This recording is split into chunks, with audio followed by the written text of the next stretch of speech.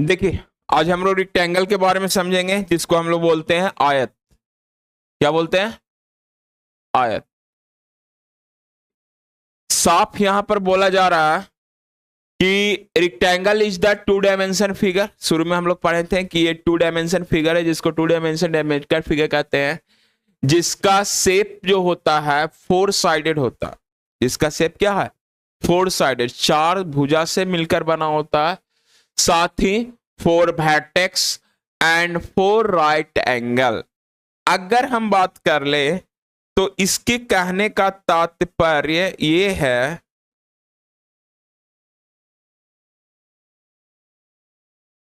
कि एक रेक्टेंगल की हम बात करते हैं। मान लिया ये मेरा एक रेक्टेंगल है, तो इसमें आपका फोर साइड है। कितना साइड है?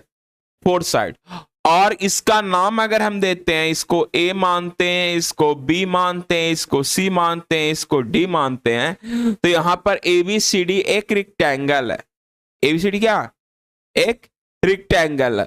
और इस एबीसीडी रेक्टेंगल में आपका एंगल की बात कर लेते हैं सबसे पहले कि एंगल कौन सा है। पहले साइड ही की बात कर लेते हैं। चलिए, अगर हम इसमें हम साइड की बात कर ले,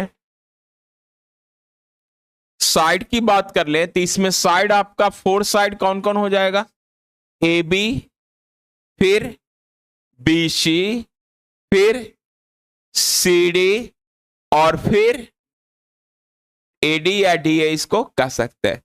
एक वेरी इंपॉर्टेंट पॉइंट समझिए, ये जो टू डायमेंशन फिगर है जिसमें चार साइड है, जिसका ए बी और सी डी आपस में इक्वल होगा, और बीसी और एडी आपस में इक्वल होगा।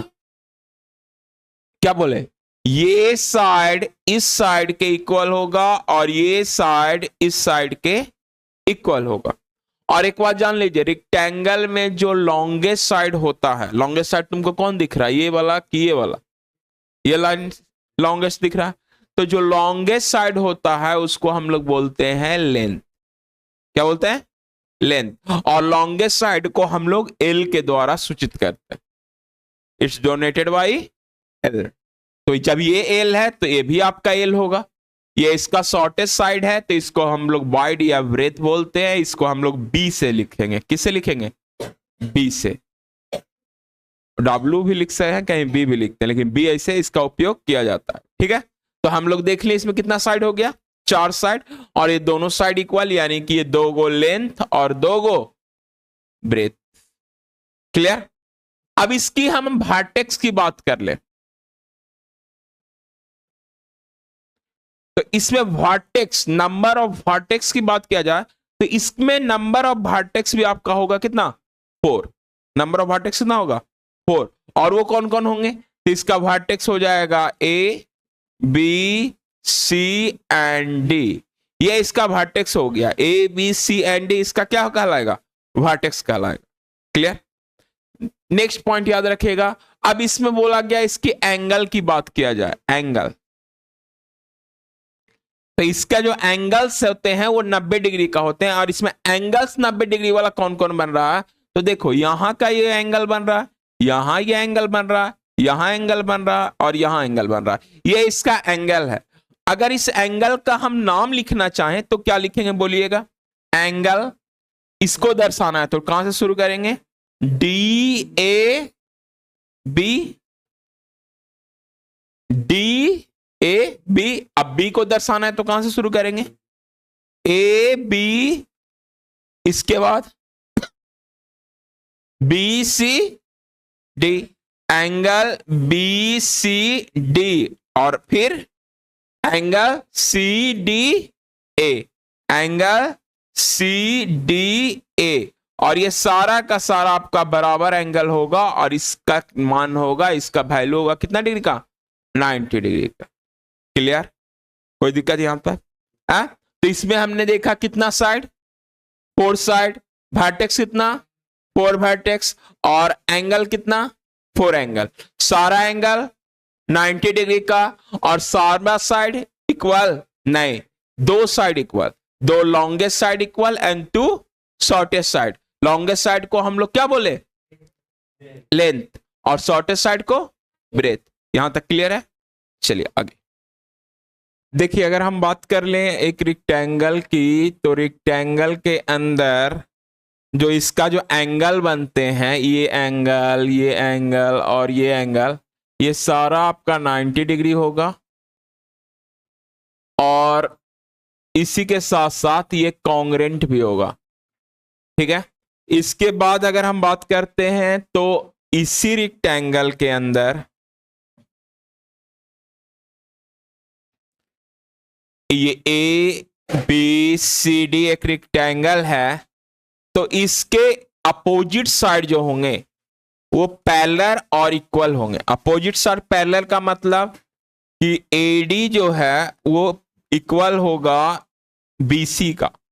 एडी है जो इक्वल बीसी का होगा, और साथ ही साथ आपका एडी है वो पैरेलल होगा बीसी का। एडी है जो पैरेलल होगा बीसी का। और इसी के साथ साथ अगर और हम बात कर लें तो ए बी है वो इक्वल होगा डीसी का, ये लाइन इसके इक्वल होगा। और साथ ही साथ ए बी है वो पैरेलल भी होगा किसका? डीसी का। तो याद रखिएगा कि इसका जो अपोजिट साइड होता है वो आपका इक्वल और पैरेलल होते हैं, और इसका भी अपोजिट साइड इक्वल और पैरेलल होंगे। अब इसमें और हम बात करते हैं, अगर हम इसी में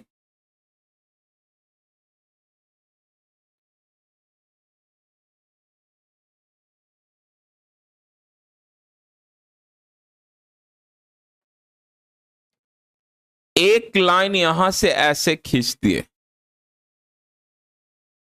और इसका नाम वही है जो पहले था, ए बी सी डी। पहले भी वही था, अभी भी यही है। आ? या इसमें हम दो लाइन ऐसे खींचे,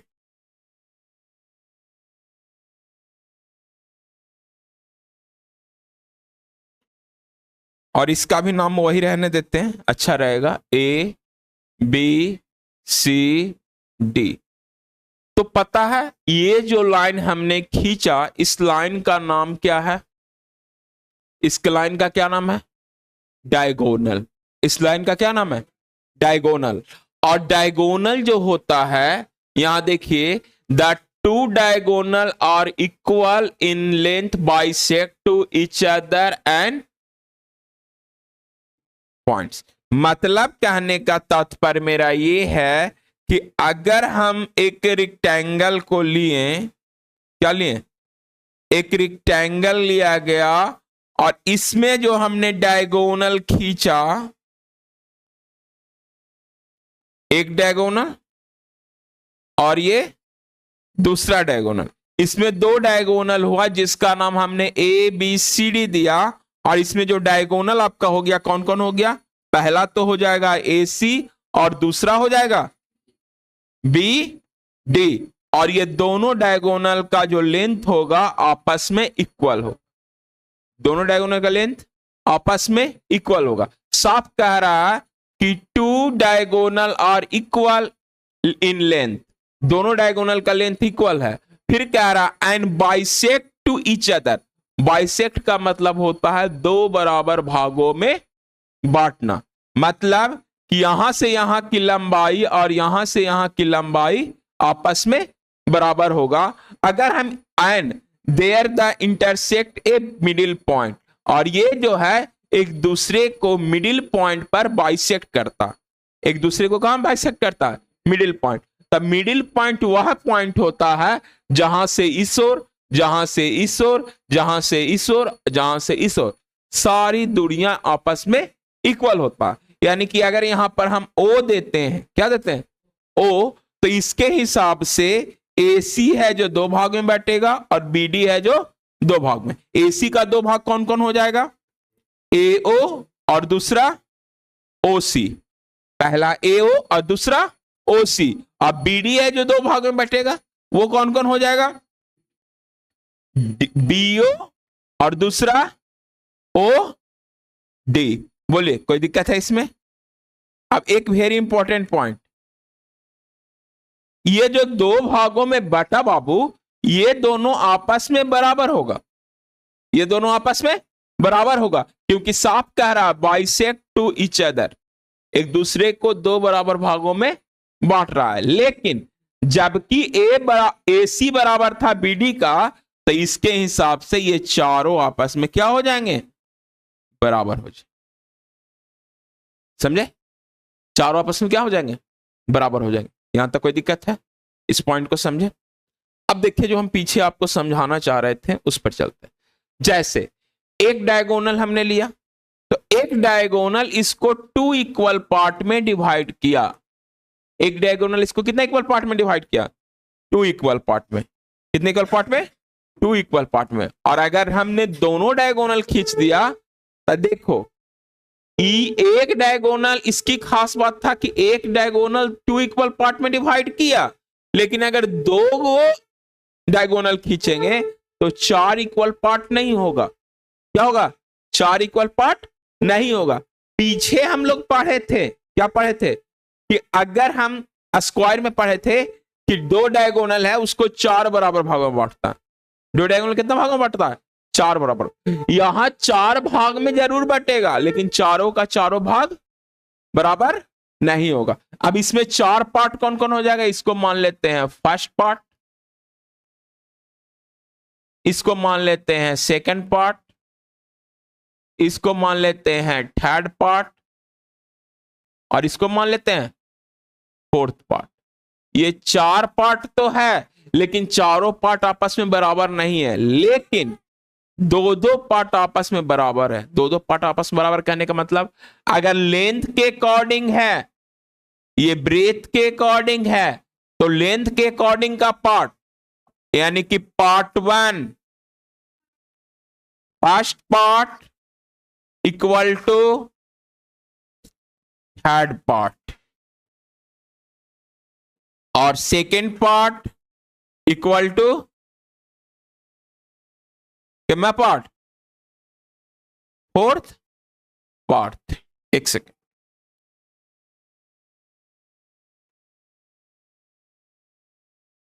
बोलिए होगा या नहीं होगा। आ? तो जब ये पार्ट बराबर है तो हमें भी लिख सकते हैं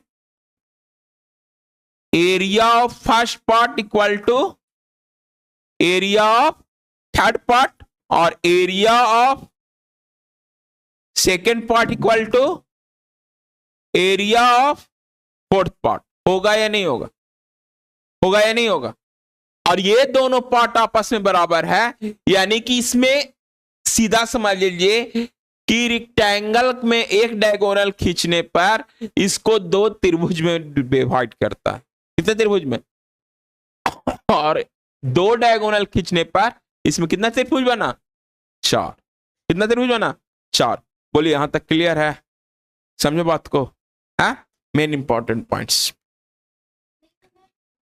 लिखने देंगे, देंगे काहे लिखने के लिए सोच रहे हैं। जैसे याद कीजिए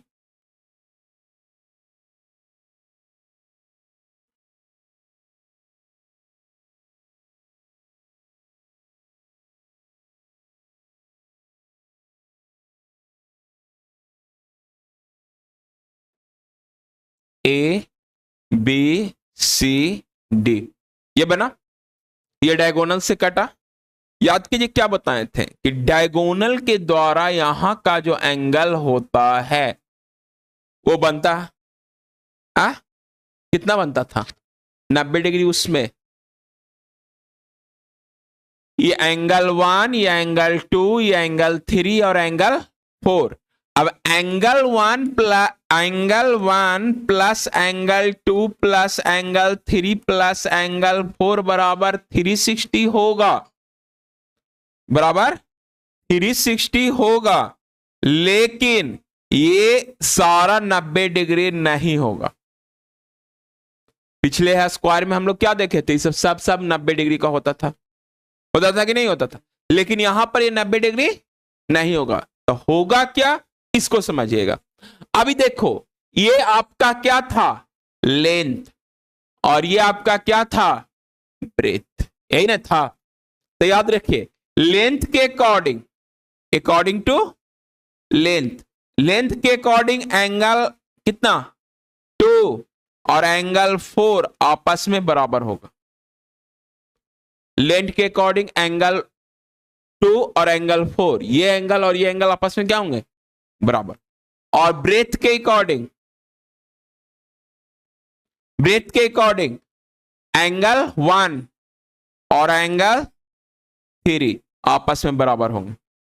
एक बात और जान लीजिए, वेरी इंपॉर्टेंट पॉइंट, अगर एंगल 1 को मानते हैं थीटा, एक सेकेंड, एंगल 1 को मानते हैं थीटा, थीटा का मतलब कोई एंगल, तो ये एंगल जो होगा बराबर होगा, अगर एंगल 1 को हमने माना थीटा, तो ये वाला एंगल हो जाएगा 180 माइनस थीटा, 180 माइनस थीटा। इसके अलावा और भी वेरी इंपॉर्टेंट पॉइंट, ये जो एंगल होगा कौन एंगल, एंगल 2 जो लेंथ के अकॉर्डिंग है, एंगल 2 जो लेंथ के अकॉर्डिंग है, ये आपका ग्रेटर देन 90 डिग्री होगा। ग्रेटर देन यानी 90 डिग्री से एंगल बड़ा होगा, और एंगल 3 ये जो एंगल है ये लेस देन 90 डिग्री होगा। ये एंगल 90 डिग्री से क्या होगा छोटा होगा। समझे? पिछले वाला मैं स्क्वायर में क्या हो रहा था कि सब एंगल 90-90 हो रहा था, लेकिन यहां पर ऐसा नहीं होगा।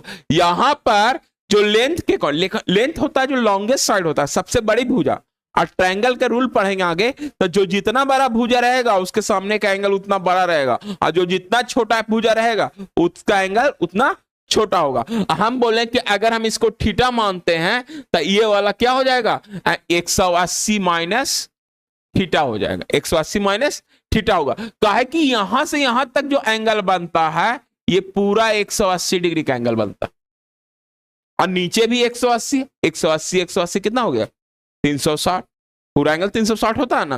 बोलो यहां तक समझे बात को? क्लियर? तो पहले यहां तक नोट करेंगे फिर आगे बढ़े। उससे पहले हम लोग इसका इंटरनल और एक्सटर्नल एंगल की बात करते हैं। जैसे देख लीजिए, ये एक रेक्टेंगल है और इसको हम आगे की ओर इस प्रकार से बढ़ा दिए।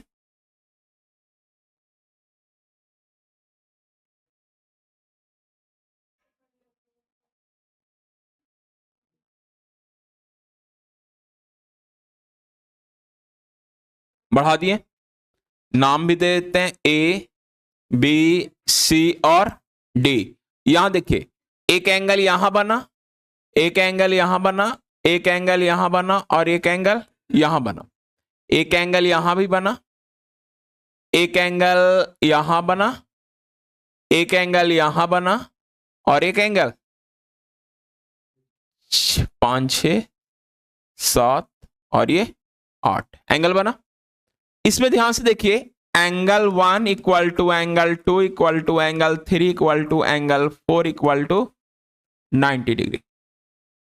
क्या होगा 90 डिग्री। और एंगल 1 से लेकर 4 तक जो है वो आपका एक कौन एंगल है? Interior angle. कौन एंगल है? Interior angle.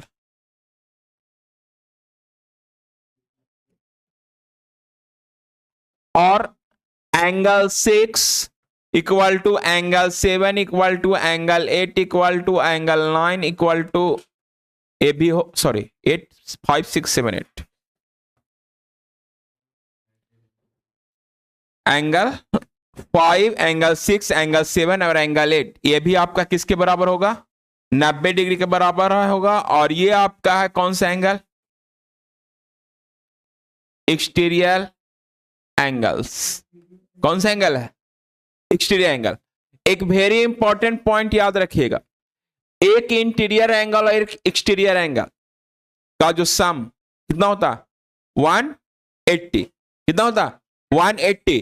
और दूसरी बात यहां पर very important, angle 1 plus angle 2 plus angle 3 plus angle 4 equal to 360, यानी sum of all interior angle 360। Angle 5 equal to angle 6 equal angle 7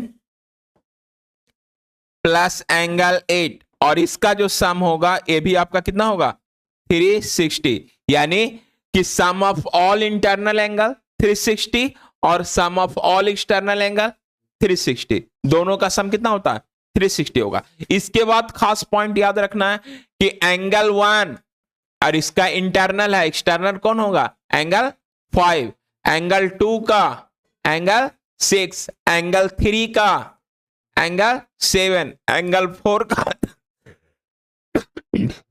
angle 8, और इक्वल्हे का जो सम होता है सब ये इक्वल टू अगर करते हैं तो कितना होगा 180 डिग्री। मतलब एक इंटीरियर एंगल और एक एक्सटीरियर एंगल दोनों का अगर सम करते हैं तो किसके बराबर होता है 180 डिग्री के बराबर होता है। बोलो यहां तक क्लियर है सबको, समझे? अब इसके मैथमेटिकल फार्मूला पर चलते हैं फटाक से। इसके फार्मूला में बात कर लेते हैं। तो इसमें आपका लेंथ होता है और वाइड जिसको हम लोग ब्रेथ भी बोलते हैं। लेंथ को हम एल से सूचित करते हैं, वाइड को हम लोग बी से भी लिख सकते हैं ब्रेथ को। तो सबसे इसमें 4 फार्मूला बनता। सबसे पहला हो जाएगा area of rectangle, area of rectangle L into B. दूसरा हो जाएगा पेरीमीटर ऑफ रेक्टेंगल, तो ये हो जाएगा 2 इंटू एल प्लस बी, या इसी को लिख सकते हैं सम ऑफ ऑल साइड, इसी को लिख सकते हैं सम ऑफ ऑल साइड, इसी को क्या लिख सकते हैं सम ऑफ ऑल साइड। और इसका डायगोनल की बात कर ले, यानी length of diagonal, length of diagonal की बात कर ले तो देखो इसका लेंथ ऑफ डायगोनल होता है अंडर रूट एल का स्क्वायर प्लस बी का स्क्वायर। क्या होता है अंडर रूट एल का स्क्वायर प्लस बी का स्क्वायर, ये इसका मैथमेटिकल फार्मूला होता है। ये आपका सारा रेक्टेंगल का कॉन्सेप्ट क्लियर हो गया। अब कल इसका हम क्वेश्चन को करेंगे, जल्दी से नोट कीजिए।